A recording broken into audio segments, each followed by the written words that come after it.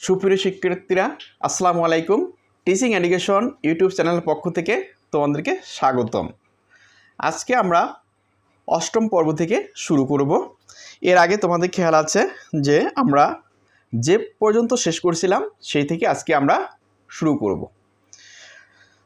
আশা করি তোমরা আমাদের সাথেই থাকবে।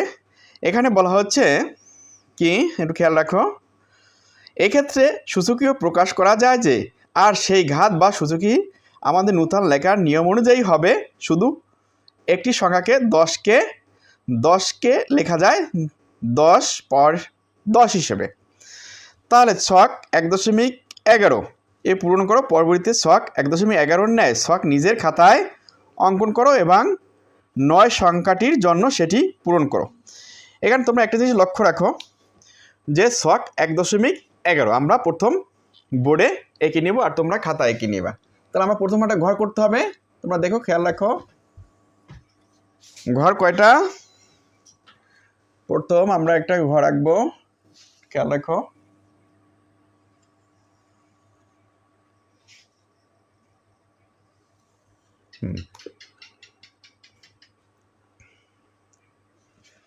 ছক 1.11 তোমরা সবাই খাতায় লিখে নাও। প্রথম হবে কি? সংখ্যা। কি হবে? সংখ্যা। প্রথম হবে সংখ্যা। আর সংখ্যা আমি আটকে দিলাম, সংখ্যা পেলাম। তারপর হচ্ছে ঘাত। তারপর হচ্ছে কি? ঘাত। তারপর হচ্ছে ঘাত। তারপর হচ্ছে গুণাকার। গুণাকারে লেখো।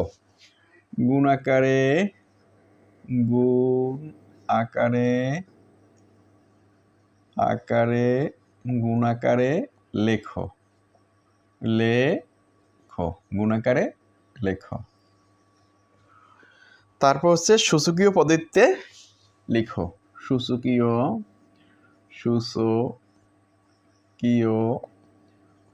পদ্ধতিতে লেখো। লেখো, আমি এটা সংক্ষেপে লিখে দিলাম, সূচকীয় পদ্ধতিতে লেখো। তারপর হচ্ছে কি? গুণফল। তারপর হচ্ছে গুণফল। তাহলে এরপর তোমরা লক্ষ্য রাখো কয়টা দাগ আছে, কয়টা ঘর। দাগ একটা, 1 2 3 4 5 6টা। আমরা 6টা দাগ দিব। কয়টা? 6টা। 1 2 3 4 5 6। তোমরা খাতা এঁকে নাও। প্রিয় শিক্ষার্থী বন্ধুরা, তোমরা খাতা এঁকে নাও। এখন ঘাত এখানে বই দিতেছি কি বলো? 1 2 3 4 5 6। আর এখানে সংখ্যা উল্লেখ করে দিয়েছে 10। সংখ্যা উল্লেখ করে দিয়েছে কত? 10। এখন এখানে গুণ আকারে লেখো। গুণ আকারে কত? এই যে 10, একবার 10 লিখবো একবার, ঠিক না? 10-এর পর সূচকীয় লেখা, 10-এর পর কত? 1। আর গুণফল কত হবে? 10 দিয়ে গুণ করি, 10-কে 10, এখানে 10 হবে। আচ্ছা, 2 নম্বরে কি বলছে? 2 নম্বরে 10 গুণ 10। 10 গুণ 10। তাহলে 10 গুণ 10 যদি আমরা করি, তা 10-এর পাওয়ার হবে কত?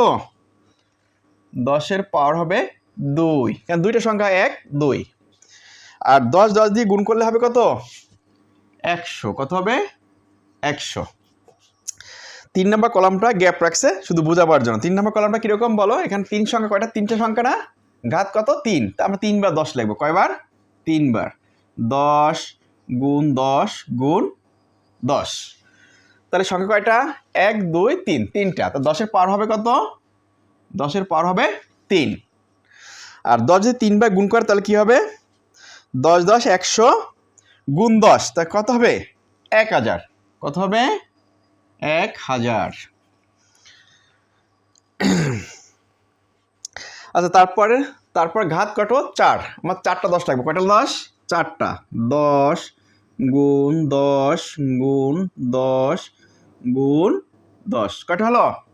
4টা হলো? হ্যাঁ। তারপর 1 2 3 4 4 10-এর পাওয়ার হবে কত 4 আর 10 যদি 4 বার গুণ করা হয় তাহলে কত হবে 1000-এ আমরা 4 দিয়ে গুণ করলে কত হবে 10,000 কয় হাজার 10,000।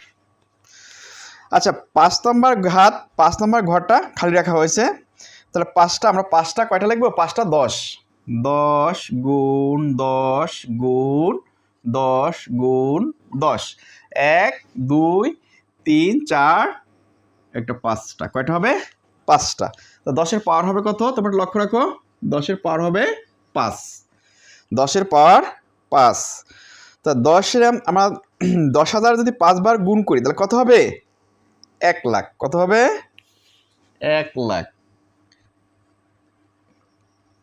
একক দশক শতক হাজার অযুত লক্ষ 1 লাখ হচ্ছে হ্যাঁ 1 লাখ 6 নাম্বার কি বলছে ঘাত 6 নাম্বারে কি 6টা 10 10 গুণ 10 গুণ 10 গুণ 10 গুণ 10 কয়টা হলো 1 2 3 4 5 একটা 10 বাকি রয়েছে তাহলে আমরা কি লিখবো এখানে 10-এর পাওয়ার হচ্ছে কত 6 ঘাত হচ্ছে 6 আর সংখ্যাও 6টি ঘাত 6 ঘাত হচ্ছে 6 এবং সংখ্যাও 6টি একটু লক্ষ্য রাখবো 1 2 3 4 5 6 তো 10-এর পাওয়ার 6 এখন 10 যদি 6 বার আমরা গুণ করি তাহলে কি কত হবে 1 কোটি কত হবে 1 কোটি 10 2 3 তা আমরা একটু একক দশক শতক হাজার অযুত লক্ষ কয়টা শূন্য 1 2 3 4 5 6টা হ্যাঁ 1 কোটি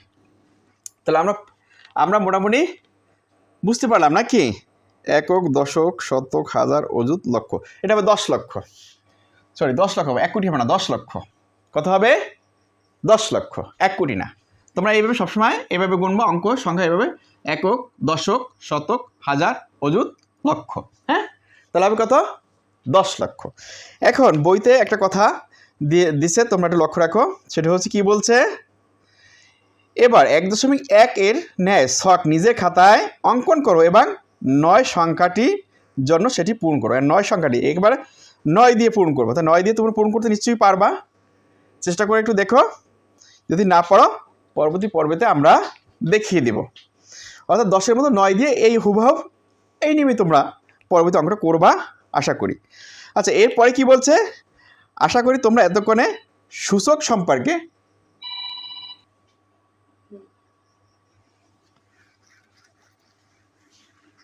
তাহলে সুপ্রিয় শিক্ষার্থীরা তোমরা আমি 10 দিয়ে যেভাবে দেখাই দিছি 9 দিয়ে ওই একই নিয়মে হুবহু তোমরা করবে যদি না করতে পারো তাহলে কমেন্ট বক্সে কমেন্ট করবে আমি পরবর্তী পর্বে দেখিয়ে দিব আচ্ছা এরপর কি বলছে একটু লক্ষ্য রাখো এরপর বলছে আশা করি তোমরা এতক্ষণে সূচক সম্পর্কে একটি বিস্তারিত ধারণা পেয়েছো এবার তাহলে আমরা নিচের ছকটি পূরণ করার চেষ্টা করি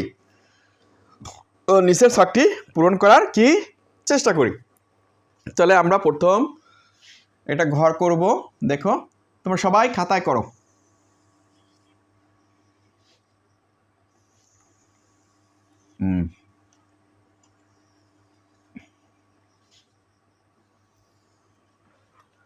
তাহলে কয়টা ঘর হবে 1 2 3 4 5 6 7টা 1 2 3 4 5 6 7টা আমরা কয়টা 1 2 3 4 5 6 7টা দেখ টানবো 1টা 2টা 3টা 4টা 5টা 6টা 7টা তাহলে প্রথম কি হবে ছক 1.12 ছক 1.12 ছক হচ্ছে 1.12 এখানে প্রথম হচ্ছে কি সংখ্যা প্রথম হচ্ছে কি সংখ্যা আমরা আটকে দিলাম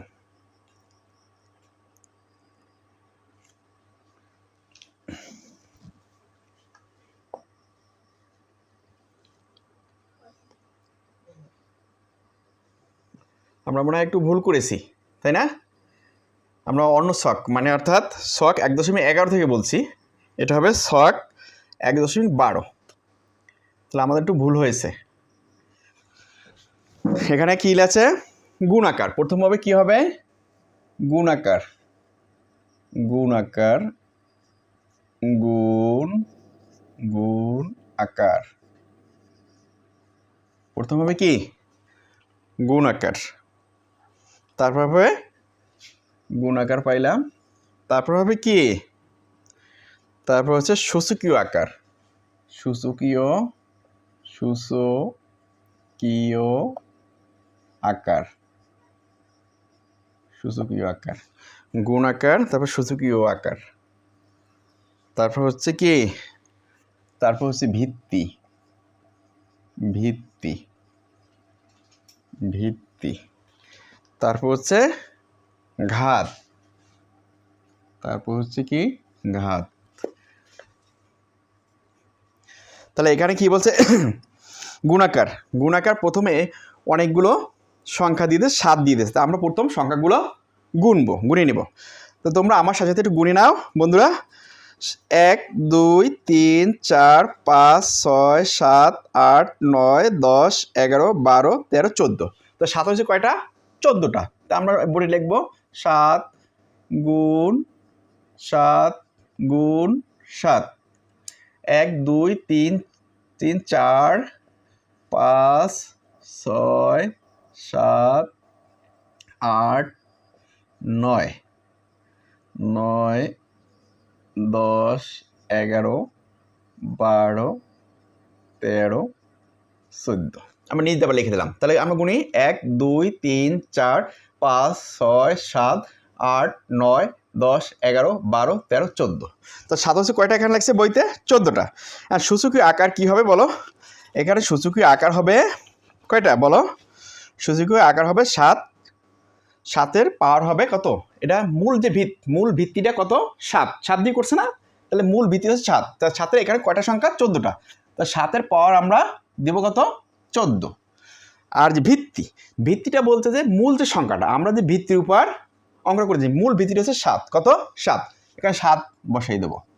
আর ঘাত হচ্ছে যে আমরা এটা কয়টা সংখ্যা, এটা 1 2 3 4 5 6 7 8 9 10 11 12 13 14। এই 14টা, এই ঘাটটা হচ্ছে এইটা 14টা আমরা বসাই দেবো ডাইরেক্ট, এই 14।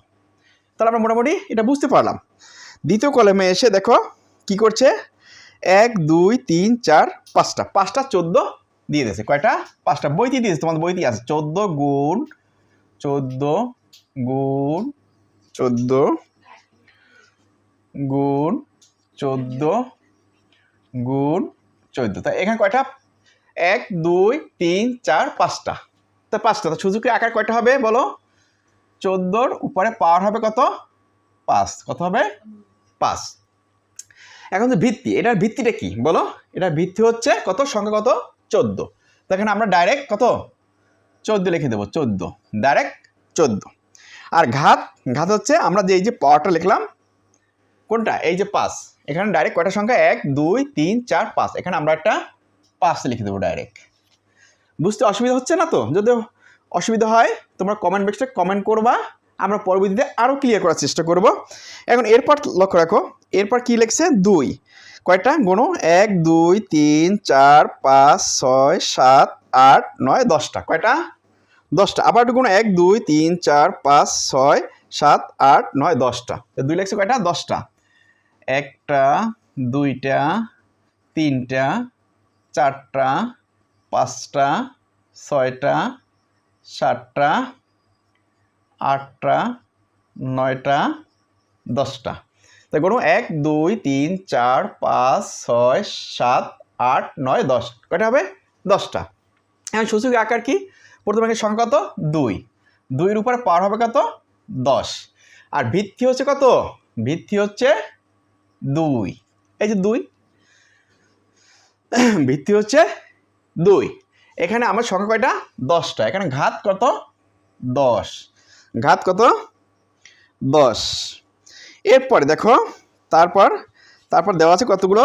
তারপর দেওয়া আছে 11। 11 কয়টা গুনো?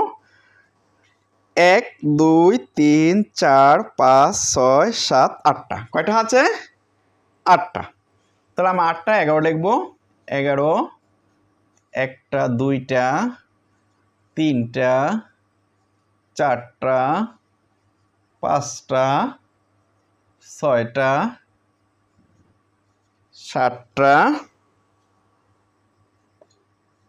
8টা কয়টা 8টা 1 2 3 4 5 6 7 8টা 8টা কেন হয়েছে নাকি 1 2 3 4 5 6 7 8 তো 11 হলো কয়টা 8টা এখন আমরা 11-র পাওয়ার দেব কত 8 কত 8 আর ভিত্তি হচ্ছে কত ভিত্তি হচ্ছে 11 আর এখানে ঘাত আমরা দেবো কয়টা সংখ্যা কয়টা 8টা ডাইরেক্ট 8টা দিয়ে দেবো এটা হচ্ছে ঘাত ঠিক আছে বুঝতে অসুবিধা হচ্ছে না তো এরপর দেখো এরপর নিচে আবার নিচে ঘরে দিয়ে দিয়েছে 21 কত দিয়ে দিয়েছে 21 21 এখন আমরা 21 কিভাবে করব বলো 21 এর সূচকীয় আকার কি হবে 21 এর সূচকীয় আকার হবে 21 21 পাওয়ার হবে কত 1 সংখ্যা যেহেতু একটা আর ভিত্তি হবে কত 21 ভিত্তি হবে কত 21 ভিত্তি হবে 21 আর ঘাত হবে 21 ঘাত হবে কি ঘাত হবে 21 না ঘাত হবে 1 কারণ 21 এর পরে 1 সংখ্যা একটা ঘাত হবে